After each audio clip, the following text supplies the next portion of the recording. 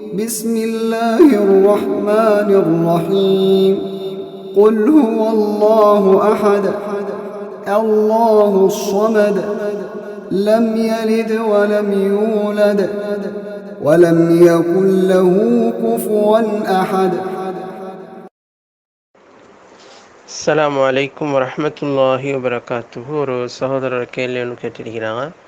அதாவது நரைத்த முடிகளுக்கு சாயமிடுங்க, கருப்பை தவிர வேறு சாயங்களை இட்டு அதனுடைய நிறத்தை மாற்றுங்கள் அப்படின்று ஹதீஸ்கள் வந்திருக்குது. ஆனால் இன்றைக்குள்ள ஒரு சில வாலிபர்கள் நரைக்காத முடிகளுக்கு சாயங்களை போட்டு அதில் நிறங்களை மாற்றுறாங்க. இது மார்க்கத்தில் அனுமதி இருக்குதா அப்படின்னு சொல்லி கேட்குறாங்க.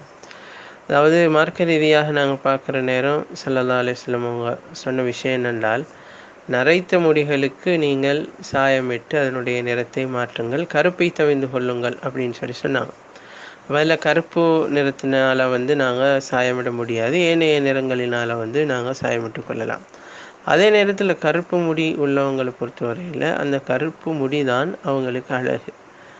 ஆனால் அந்த முடிக்கு வேறு வேறு நிறங்களை போட்டு அவங்க மாற்றம் செய்கிறது பொறுத்தவரையில் இது வெறும் அந்நிய கலாச்சாரங்களில் மோகம் கொண்டதுனால ஏற்பட்ட விளைவை ஒழிய இதில் எந்த விதமான ஒரு பிரயோஜனமும் கிடையாது.